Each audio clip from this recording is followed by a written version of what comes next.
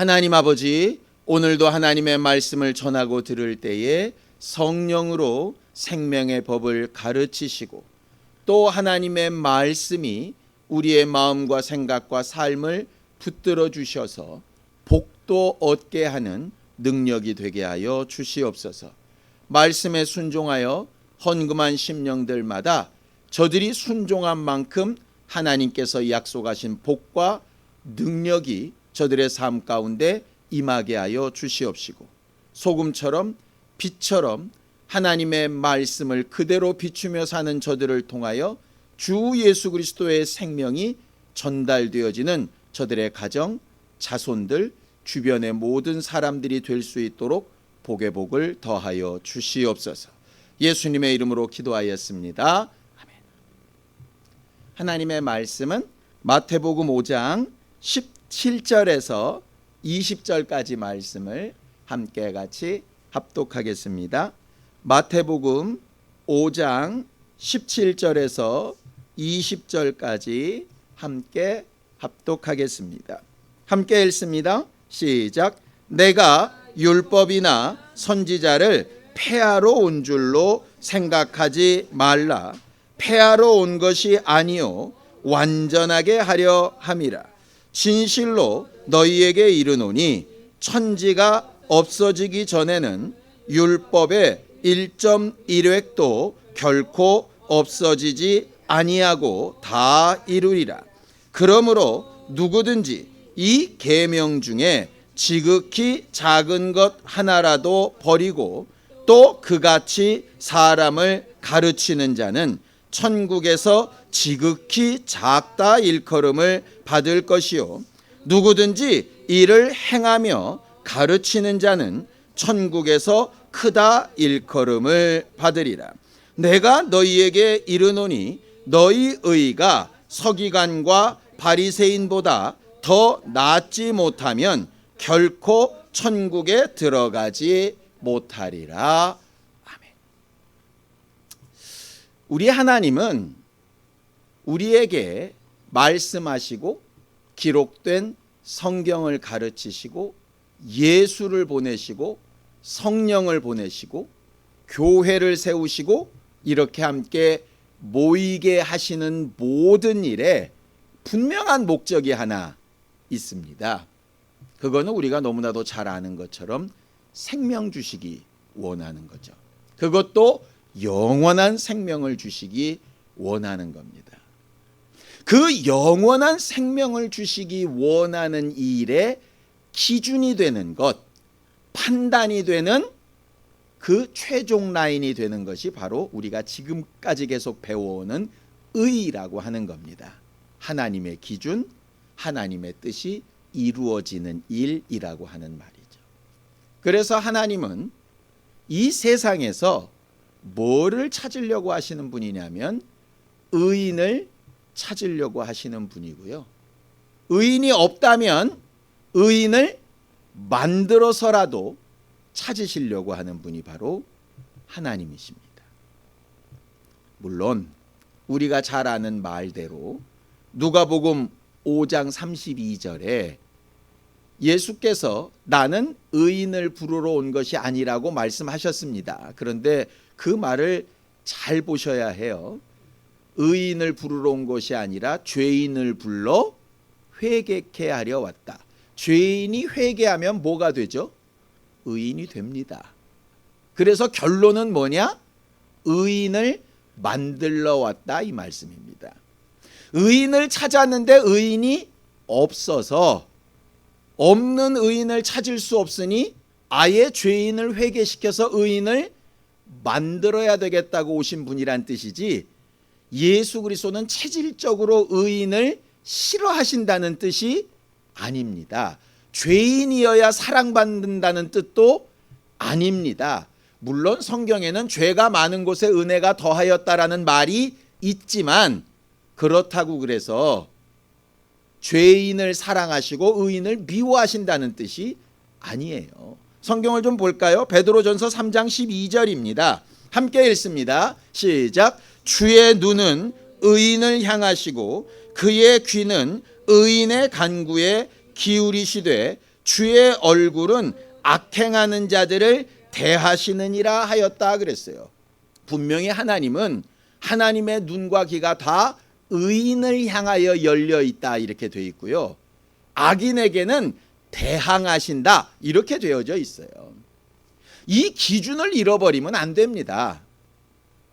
그래서 예수가 오시기 전에 율법이 먼저 와서 하나님이 의에 대하여, 의인에 대하여, 의로운 행실에 대하여 얼마나 기뻐하시는 분인가 라고 하는 걸 구약 내내 이야기한 것이에요. 왜냐? 예수가 먼저 오면 진짜로 오해해서 죄가 있어야 하나님은 기뻐하신다고 착각할까 봐.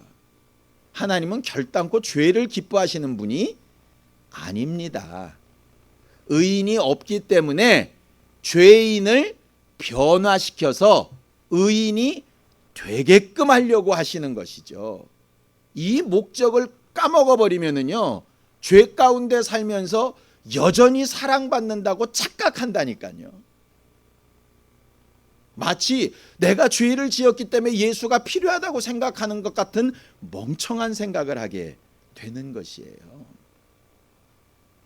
우리가 계속 예수 그리스도의 율법이라고 하는 것을 지금 배우고 있죠.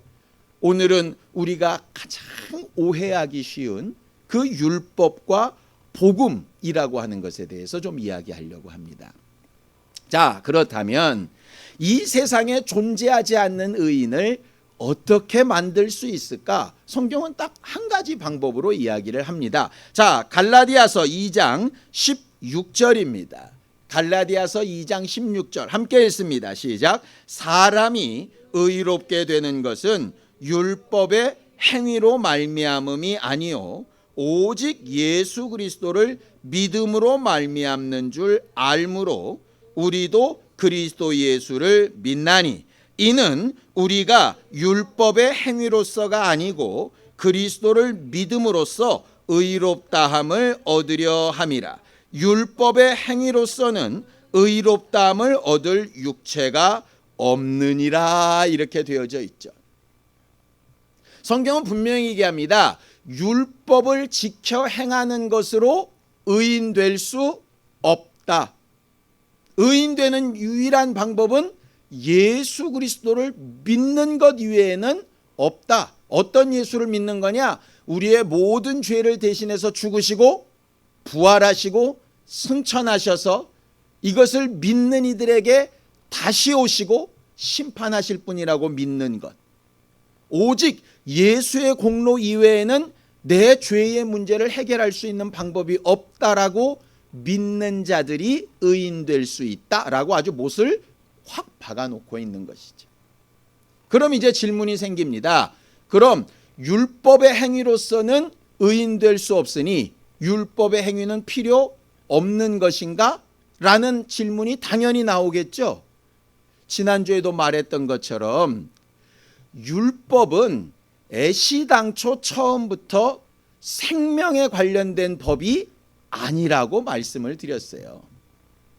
율법은 그저 하나님이 얼마나 의를 요구하시는지, 우리가 얼마나 죄인인지, 우리의 생각이나 삶을 가지고는 얼마나 하나님 앞에 갈 수 있는 가능성이 없는지라고 하는 것을 가르치고, 다만 불가능함에도 불구하고 그 말씀대로 살아보려고 수고하는 자들에게 뭐를 주시는 거라고요?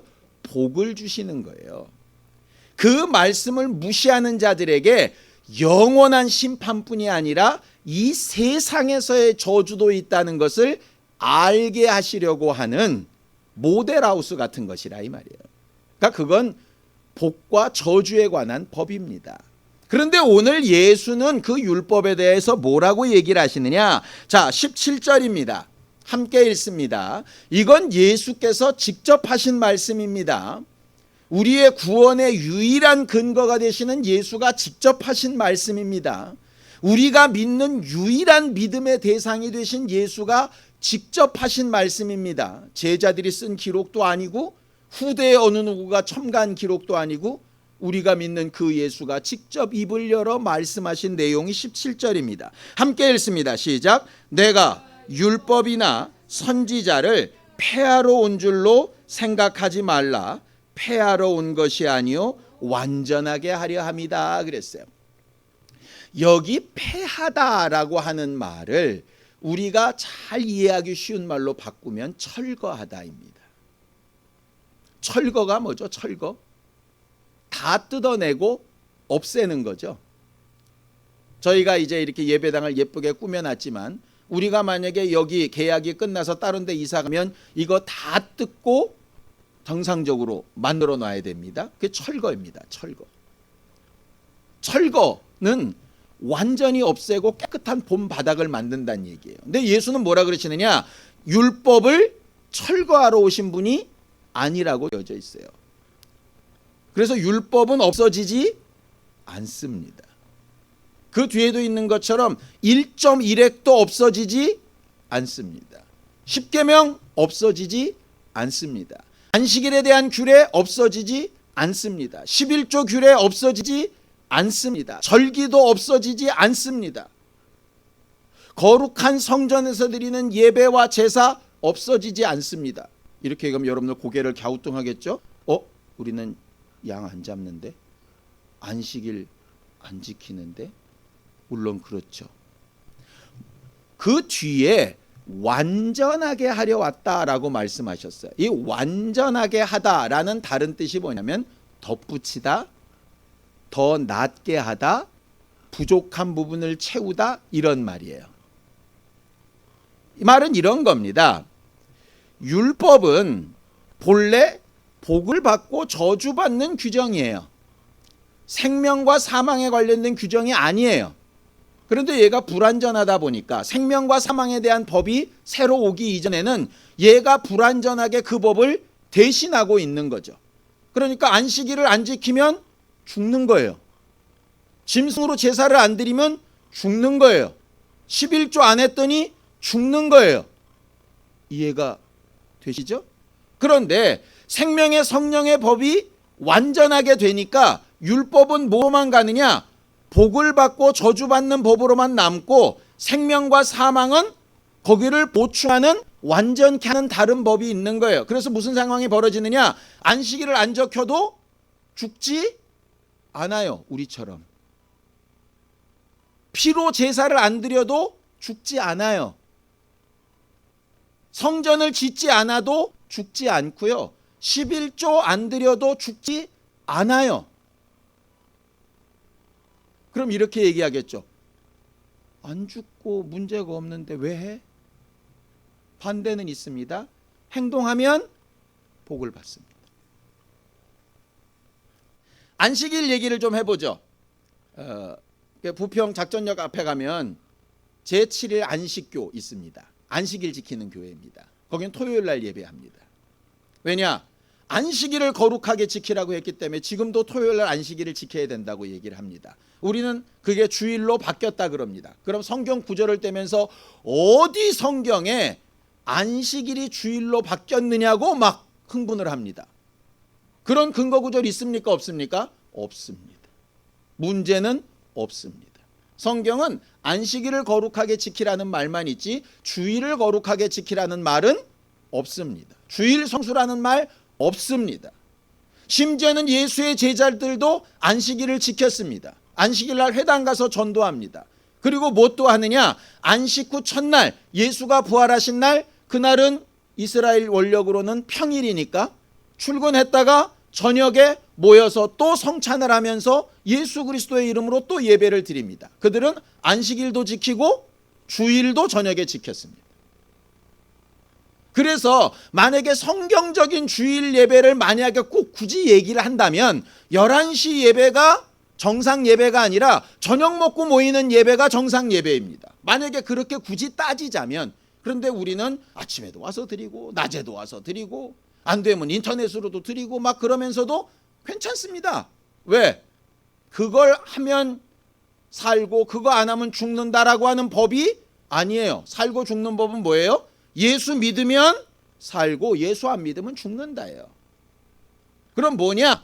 그렇게 하나님 앞에 시간을 구별하고 물질을 구별하면 말씀대로 순종하고 그 율법대로 살면 복을 얻는다. 이거예요. 과거처럼 죽거나 다리몽댕이 부러지거나 망하거나 그렇게 하지 않습니다. 평안하세요. 그런데 이렇게는 되죠. 예를 들죠. 우리는 안식일을 지키지 않으면 저주를 받을까 봐 두려워 떨진 않습니다. 그런데 토요일을 어떻게 지내느냐에 따라서 주일에 영향을 미칩니다. 토요일 날 아침부터 산으로 들러 나갈 수 있습니다. 왜? 우리는 주일날 하루 종일 교회에 있다 보니까 놀 시간이 없어요. 토요일밖에 없잖아요. 그래서 산으로 들러 캠핑으로 뭐 친구랑 만남으로 동창회 뭐 다 할 수 있습니다. 심야 영화도 볼 수 있습니다. 뭐 친구들이랑 한 잔 부어라 마셔 뭐 괜찮습니다. 근데 그러고 와서 예배 시간에 딱 앉으면 어떻게 될까요? 눈꺼풀은 무너져 내리고 뒷목은 뻣뻣하고 어제의 피로가 몰려오고 내일부터 또 일주일을 살아야 될 부담감이 팍팍 오죠. 그렇죠? 토요일날 그렇게 지냈다고 죽지 않습니다. 그런데 그렇게 지내면 확실히 주일 예배에 영향이 있습니다. 하나님이 저주를 하셔서 예배 시간에 조는 게 아닙니다. 자기가 그냥 자취한 겁니다. 그래서 주일 예배를 실패합니다. 그러면 당연히 일주일 동안 살 수 있는 영혼의 힘이 떨어집니다. 그리고 문제가 딱 생기면 이런 생각이 듭니다. 내가 예배에 성공을 못해서 이런 일이 생겼나? 하는 스스로 막 정죄감도 듭니다. 근데 토요일 날 푹 쉬는 거예요.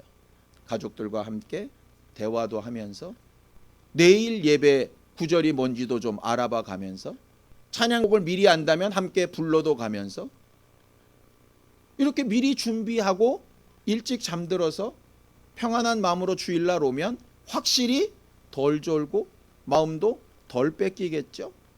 그러니 토요일을 거룩하게 잘 구별하여 지키라는 게 나쁜 말은 아니에요. 뭐가 나쁘냐? 그렇게 안 하면 너 죽어. 이렇게 가면 나쁘죠. 그래서 과거의 율법은 안 지키면 죽을까 봐 두려워서 지킨 거라면 예수 그리스도의 율법은 안 지키면 잘못될까 봐가 아니라 내게 더 유익하려고 지키는 겁니다. 율법에 보면 먹으라 먹지 말라 하는 음식들이 되게 많이 있죠. 사실적으로 의사들이 성경에서 먹으라는 것만 먹고 먹지 말라는 것을 안 먹으면 확실히 현대 성인병이 굉장히 낮아진대요. 프로테이지가. 그러니까 그렇게 하면 자기 몸에 건강한 거예요. 근데 먹는다 그래서 크게 문제는 아니에요. 그래서 바울도 얘기하는 겁니다. 먹고 싶으면 먹고 먹기 싫으면 먹지 않는데 뭐가 더 너한테 유익한지 성경 생각을 해봐라. 복음은 그래서 자유하다라고 얘기하는 거예요. 대신 자유에는 항상 뭐가 따릅니까? 책임이 따르죠. 책임이 따르는 거예요. 행동해서 잘 순종하면 복을 받는 거고요. 순종하지 않으면 그 나머지 걸 자기가 책임지면 되는 겁니다.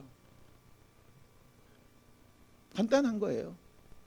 내 자유야. 그리고 먹고 마시고 세상 사람들하고 똑같이 살면 상관없어요. 천국 가는데 지장은 없습니다. 그런데 뭐가 안 되냐? 그 사람을 통해서 전도는 안 되겠죠. 같이 부어 마시면서 무슨 전도를 하겠어요? 같이 포카치면서 무슨 전도를 하겠어요? 같이 담배 한 같이 물면서 무슨 전도를 하겠냐고.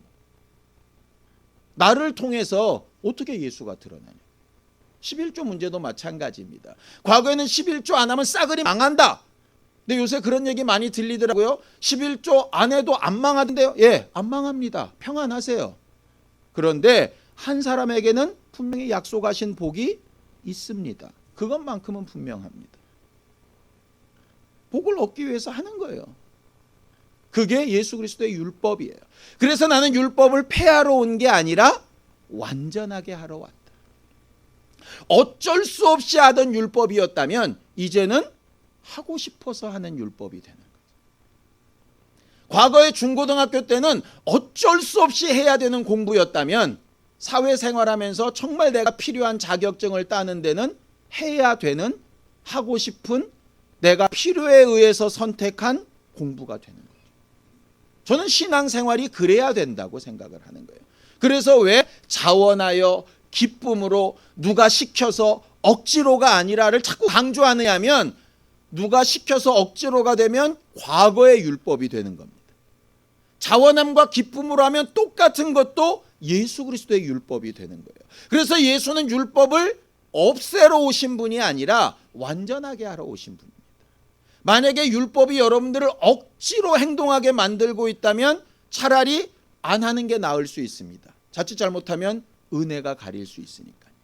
그런데 은혜가 분명하다면 그 다음에는 복을 얻기 위해서 율법대로 사는 거 아무도 안 말립니다. 대신 남을 강요하거나 저주로 막 억압하거나 막 판단하고 비판하거나 하는 권리는 내게 주신 적이 없어요. 딱 그 내용입니다. 자, 생명 얻는 조건이 뭐였느냐? 의롭게 되는 조건이 뭐였느냐? 자, 20절입니다. 함께 읽겠습니다. 시작. 내가 너희에게 이르노니 너희 의가 서기관과 바리새인보다 더 낫지 못하면 결코 천국에 들어가지 못하리라. 이렇게 되어져 있죠. 여기 너희 의가 서기관과 바리새인보다 더 낫지 못하면 이라고 얘기하는데, 이 더 나은 의라고 하는 게 과연 뭔가? 더 나은 의라고 하는 거, 더 높은 기준, 더 완전한 기준이라고 하는 뜻이거든요. 첫 번째는 이런 뜻입니다. 율법을 행함으로써는 하나님의 기준에 맞는 사람이 없어요. 예를 들어 189cm나 159cm나 2m가 안 되기는 마찬가지라는 뜻입니다. 그래서 더 나은 의는 뭐냐면 그 2m라는 기준을 넘기는 거예요. 그래서 누가 더 잘 살았냐, 누가 더 열심히 했냐, 누가 더 많이 읽었냐, 누가 더 오래 믿었냐 하나도 안 중요하고 완벽하게 그 기준을 넘는 새로운 의, 그게 예수 그리스도의 의를 얘기하는 겁니다. 그래서 너희가 서기관과 바리새인처럼 그렇게 몸부림치며 열심히 살아도 예수의 의가 없으면 영생이 없다. 이게 첫 번째 뜻입니다. 우리가 보통 그렇게 알고 있었어요. 그리고 그것만 맞다고 주장했습니다. 근데 그 말씀에는 두 번째 뜻이 있어요. 예수가 오셔서 완성시켜준 의도 맞고요. 두 번째는 서기관과 바리새인들은 어떻게 했느냐? 말은 그럴듯하게 하는데 삶은 거기에 못 따라가는 거죠. 꼭 저 같은 겁니다. 설교는 그럴듯하게 하는데 제 삶은 거기에 아주 잘할 때 7, 80점, 정말 못할 때는 빵점일 때도 있으니까 우리가 율법으로 다른 사람을 비난하고 판단해야 될 것은 아니지만 더 나은 의, 내가 하나님의 말씀을 알고 하나님의 말씀을 가르치고 다른 이들에게 저렇게 살면 안 되지라고 생각하고 말하고 있다면 너는 어떠냐? 라고 하는 더 나은 의를 후회야 영생이 있다. 바로 그 말씀이에요. 이게 두 번째 뜻이에요. 근데 자꾸 한국교회가 이 두 번째 뜻을 망각하려고 하는 경향이 있어요. 왜냐? 예수로만 만족합시다. 틀린 말이 아니거든요. 근데 예수로만 만족합시다 라고 하는 이 말 뒤에 뭐가 섞여 있냐? 하나님의 의대로 제대로 살고 싶지 않은 욕심이 섞여 있는 거예요. 마치 이런 겁니다. 세상에 죄 안 지은 사람이 어디 있어? 이게 남 얘기면 좋은 얘기인데요. 그 위에 뭐가 숨어 있냐? 그러니 나도 적당히 좀 봐줘. 이런 게 섞여 있는 거예요. 그건 나쁜 거잖아요. 사람들은 다 실수하니까 저 사람을 용서해 주자. 이건 너무 좋은 말인데요. 그럴듯하게 말해놓고 결국은 그 뒤에 자기를 쏟겨 넣는 건 나쁜 얘기죠.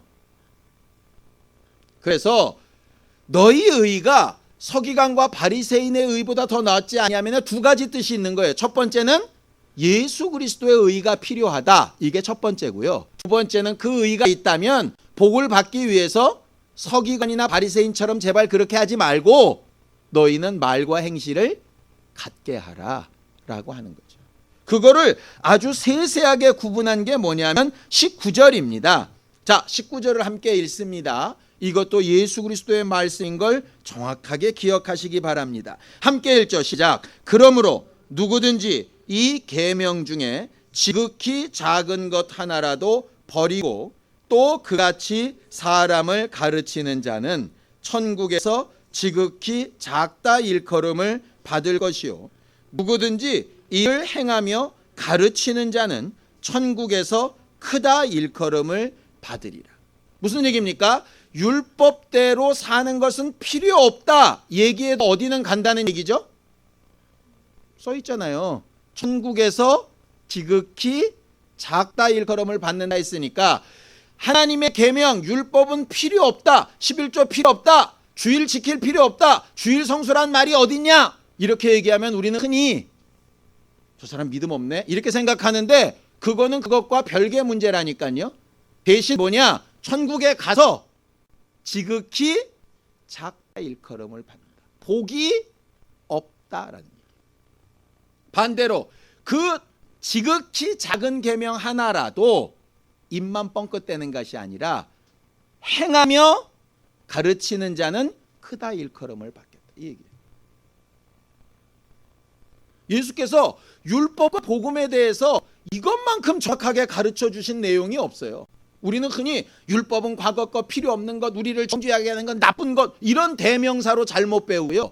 복음은 좋은 것, 복음만 믿어야 되는 것, 예수만 믿고 부르기만 하면 되는 것 이렇게 착각하며 배웠는데 예수는 너무나도 분명하게 얘기하셨어요.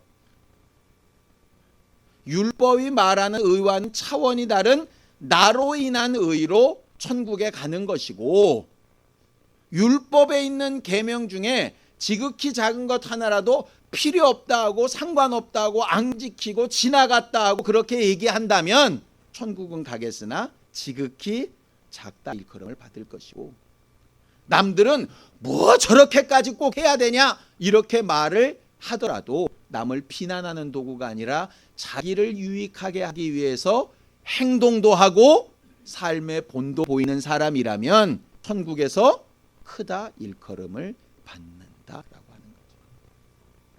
우리가 흔히 면류관이라고 하죠. 우리는 자꾸 면류관을 이렇게 오해합니다. 전도에서 한 사람을 교회에 등록시키면 면류관이 생긴다. 헌신헌금을 많이 해서 뭐 교회를 좀 크게 만들면 면류관이 생긴다. 성경은 그렇게 말하고 있지 않고요. 천국에서 큰 자는 뭐라고 되어 있습니까? 그 하나님의 계명을 행하며 가르치는 자라고 되어 있고 그것을 성경의 다른 말로는 남을 섬기는 자 이렇게 되어 있고 그 섬긴다는 뜻에는 내가 마음대로 할 수 있으나 다른 일을 섬기고 다른 일을 더 낫게 하기 위해서 내 자유와 내 권리를 포기하고 내려놓는 것이라고 하는 뜻입니다. 목사도 토요일 날 놀러 다닐 수 있어요. 목사도 여러분들처럼 술 친구 만나서 맥주 한잔 꺾을 수 있다니까요. 그거 이상하게 보지 마세요. 여러분들은 되는데 왜 나는 안 돼요? 근데 여러분들은 저 욕할 거잖아. 내가 술 먹으면. 근데 왜 나는 안 된다 그러면서 여러분들은 돼요? 이상한 거잖아요. 제일 웃긴 게 뭔지 아세요? 아버지는 되면서 아들 보고는 안 된대. 웃긴 거잖아요. 우리가 사회 상황이나 형편을 보면서 괜히 열받고 막 내로남불하지 말고요. 내가 열받고 있는 걸 나는 어떤가 돌아보면 간단하게 답이 나와요. 간단하게 답이 나온다니까요. 근데 저는 그렇게 안 해요. 왜? 그렇게 하면 제가 여러분들한테 전하는 하나님의 말씀이 안 먹힐 걸 알거든요. 제가 제 하고 싶은 대로 하고 살면 제가 여러분들 앞에서 목회자로 섰을 때 여러분들이 저를 통해서 아무런 선한 영향력을 못 받을 걸 내가 너무 잘 알거든요. 그게 여러분들에게만 문제가 되면 좋은데 여러분들의 삶의 결과가 결과적으로 나에 대한 평가가 될 거거든요. 그래서 저는 내가 하나님 앞에 서는 그날을 위해서 전 그렇게 안 해요. 저도 열받을 때 많고요. 화날 때 많습니다. 하고 싶은 말 다 하고 살고 싶습니다. 근데 그렇게 하면 하나님 앞에 상이 없어요. 그래서 안 하는 거예요. 안 하려고 하는 거죠. 부지불식간에 튀어나올 때도 있어요. 그럼 여러분들은 저한테 실망하겠죠. 그럼 뒤집어 얘기해 볼까요? 저는 여러분들 보면서 얼마나 실망할까요? 우리는 교회를 세우면서 제가 늘상 말씀드렸죠. 목회자와 성도는 결코 차이가 없습니다. 그냥 직분의 차이일 뿐이에요. 그래서 여러분들이 되는 거면 저도 되는 거고요. 제게 안 되는 거면 여러분에게도 안 되는 거예요. 근데 교회 안에서의 권리나 교회 안에서의 결정이나 이런 거는 똑같이 가자 그러면서 그런 부분은 나는 목회자가 아니야 이렇게 얘기를 한다면 여러분들은 굉장히 이율배반적으로 살고 있는 거예요. 마치 입으로는 예수 믿어 구원받으세요 그러면서 행동은 전혀 믿지 않는 자와 똑같은 게 마찬가지. 이번에 명절입니다. 명절 가서 제사상에서 어떻게 하는지 그 음식을 어떻게 하는지 뭐 여러분들 자유입니다. 그런데 여러분들이 자유란 행동 뒤에 반드시 복이 따라 붙을 겁니다. 여러분들이 선택하시면 돼요. 구원받는 의인은 우리의 노력으로 될 수 없는 문제입니다. 그러니 당연히 은혜 앞에 겸손할 수밖에 없어요. 그러나 복을 얻는 의인은 하나님 앞에 지극히 작은 것 하나부터라도 행하면서 본을 보이면서 가르치는 걸로 시작하는 거예요. 지금까지 서기관과 바리새인처럼 말과 우리의 삶이 간격이 이만큼 벌어져 있었다면 그 간격을 자꾸 좁혀나가는 우리가 되기를 예수님의 이름으로 축원합니다. 그게 복받는 비결이에요. 성경을 한 구절만 읽고 마치겠습니다. 베드로전서 2장 24절 25절입니다. 함께 읽습니다. 시작. 친히 나무에 달려 그 몸으로 우리 죄를 담당하셨으니 이제 이는 우리로 죄에 대하여 죽고 의에 대하여 살게 하려 하십니다. 그가 채찍에 맞음으로 너희는 나음을 얻었나니 너희가 전에는 양과 같이 길을 잃었더니 이제는 너희 영혼의 목자와 감독 되신 이에게 돌아왔느니라. 성경은 우리의 목자와 감독은 사람이 아니라 예수 그리스도라고 분명히 이야기하고 있습니다. 우리로 하여금 죄에 대하여서는 죽고 의에 대하여서 살게 하기 위하여 우리를 위하여 채찍도 맞으셨고 십자가에 못 박혀 죽고 부활도 하셨다라고 되어져 있습니다. 이번 한 주간 명절이 있는 주간에 믿지 않는 가족, 친척들과 함께하는 그 상황에서 정말 믿는 자로서의 더 나은 의의를 제발 보이고 증거할 수 있는 우리 모두가 되기를 예수님의 이름으로 축원합니다.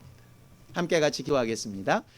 하나님 아버지, 우리를 도우셔서 주 예수의 은혜로 말미암아 이미 구원받은 하나님의 사람들이 복을 얻기 위하여 유익하게 하기 위하여 하나님의 말씀을 하나씩 하나씩 마음에 심고 그 말씀대로 행하며 우리 가정과 자손과 함께하는 이들에게 본이 되어 가르치는 사람들이 될 수 있도록 도와주시옵소서.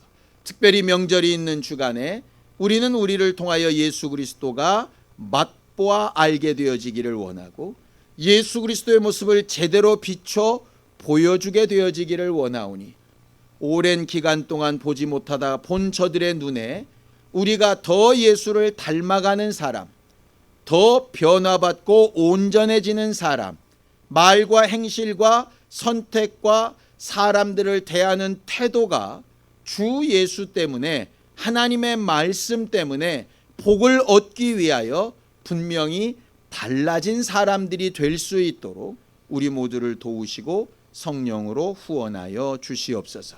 우리의 유일한 목자와 감독 되신 예수께서 본을 보이셨던 것처럼 우리도 그렇게 보이는 조상, 그렇게 보이는 교회가 되어져 가도록 우리 모두와 함께 하시고 긍휼히 여겨 주시옵소서.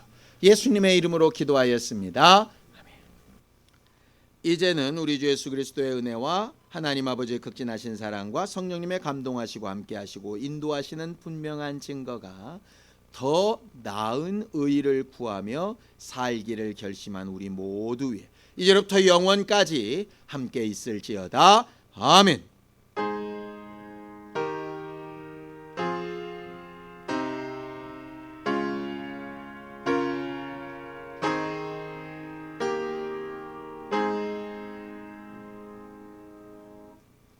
우리 예배 받으신 하나님 앞에 감사함으로 끝내겠습니다. 수고하셨습니다. 감사합니다.